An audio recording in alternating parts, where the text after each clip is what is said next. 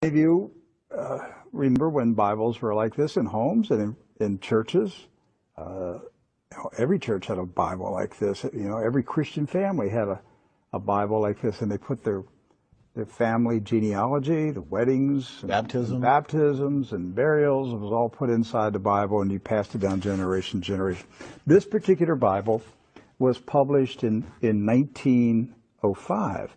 Now, the reason I brought it out is that I want to show a map that's in this Bible. Now, mind you, the Schofield Bible was not published until 1913. Right. And I have in my office an original 1913 Schofield, which was the introduction of the Zionist Masonic heresies about a future state of Israel and separating the church from Israel and all that rapture stuff. That's where it came from. It was a Masonic Zionist heresy that was introduced into the American churches in 1913. This is a 1905 Bible. Pre-Schofield. Pre-Schofield, with no Schofield notes in it. So, you open it up, and this is on page 13. I mean, this thing's big. I want to show you. Here is a map of the Holy Land. And it says, what? Oh, Palestine of the Holy Land. They misspelled Israel. No. Palestine. Palestine. Huh. And all these Christian Zionists that tell me, Rick, there's never been a Palestine. All right, so here's a still. There it is. Let's zoom in and show you here. Yeah. So, yeah, you hear these people like John Hagee, there's never been a Palestine. Well, look at this Bible map from 1905. And most Bibles, yes, from then had a map of Palestine. And Palestine is in the Bible itself, in the Old Testament. So we're showing you this just because I'm trying to break through the propaganda, the confusion, the lies that the Zionists have implanted in millions of minds of Christians in America, and told them there's never been a place called Palestine. But I have a map, Rick. Right there it is. So, with that in mind, do you know who lived in Palestine? Palestinians? Palestinians. I got that one right. Palestinians. And Palestinians were Jewish, Christian, and Muslim. Right. They weren't a particular faith. They were citizens of a particular country. Palestine. They were all Palestinians. Yes. Jesus was a Palestinian. Look at this. Okay? So Israel has never meant a political country. It's always meant the people of God. Yes. The called out ecclesia, the people of God. That's what Israel means. It's not a political country. With that in mind, we're going to show you some of the scenes of the violence that's taking place in Palestine this week, because here's what's happened.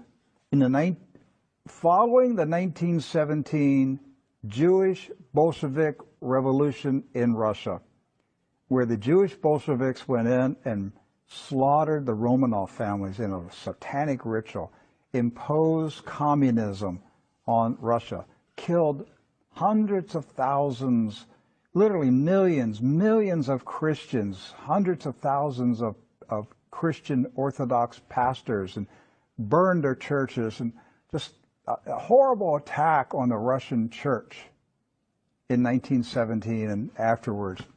Then they began to infiltrate Palestine in the 1920s and the 30s. In the 1930s, there was a congressman in Texas, Lyndon B. Johnson, and he was smuggling guns and rockets and grenades from Texas to Palestine, putting them in the hands of the Jewish communist terrorists that were infiltrating Palestine. There was no Israel, no state of Israel. It was Palestine. And they crow about that. That's not a conspiracy theory. That's right from the Lyndon B. Johnson Library. The crates they were marked Texas grapefruits. The grenades, they were shipped as Texas grapefruits. The same grapefruits that blew up the King David Hotel. Right. So the 1920s, the 30s, and into the 40s, the European Ashkenazis invaded Palestine, infiltrated. The Arabs, Christian, Muslim, and Jewish, all Palestinians, were alarmed by the arrival of the communist Ashkenazis from Europe. The so-called Jewish settlers were killing. They killed the Jewish residents of Palestine. Yes. You understand that? They killed the Jews who lived in Palestine. They killed Christians. They killed Muslims.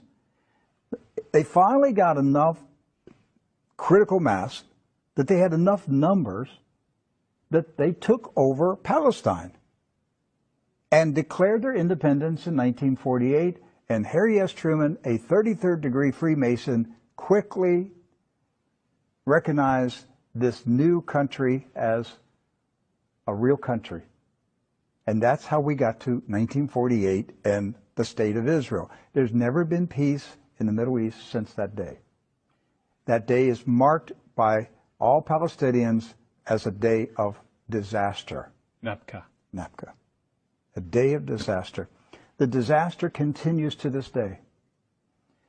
The Ashkenazi invaders continue to take the land, the homes of the Palestinians who have resisted, refused to leave their houses, refused to leave their farms.